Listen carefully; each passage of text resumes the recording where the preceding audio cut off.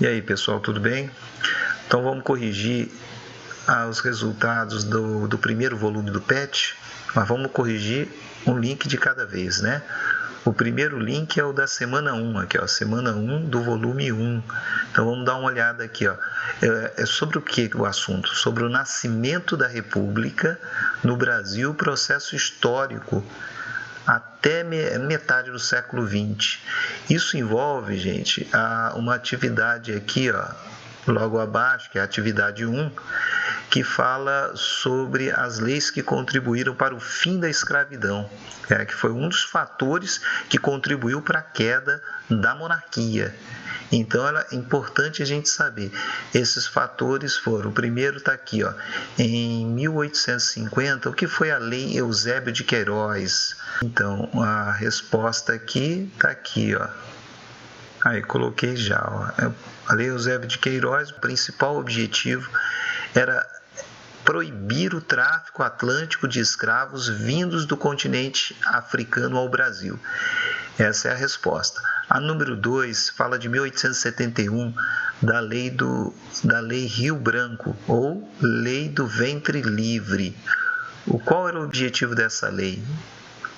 Então, em 1871, a Lei Rio Branco, ou Lei do Ventre Livre, tinha qual objetivo? Determinava que os filhos das mulheres escravizadas nascidas a partir desta data ficariam livres. A outra sequência foi o ano de 1885, a Lei Saraiva-Cotegipe, Lei dos Sexagenários. O que determinava essa lei? Ela concedia liberdade, está aqui, ó, liberdade aos escravos com idade igual ou superior a 60 anos. O fim da atividade 1. Logo na atividade 2, nós temos aqui a atividade 2 da página 53 do PET. E ela pergunta: o que é um quilombo? Procure no dicionário e registre aqui. E aí está a resposta. Então, o que eram os quilombos? Quilombos eram comunidades formadas por escravos fugidos das fazendas. Esses lugares se transformavam em centros de resistência dos escravos negros que escapavam do trabalho forçado no Brasil. Isso na época da monarquia. A segunda pergunta da atividade 2 diz o seguinte: o que significa banzo? Procure no dicionário. Então tá aí, ó. O que significa banzo? Bom, primeiro a gente entender que é um estado de espírito. Banzo era como se chamava o sentimento de melancolia, de tristeza mesmo, em relação à terra natal e uma aversão à privação de liberdade praticada contra a população negra no Brasil na época da escravidão.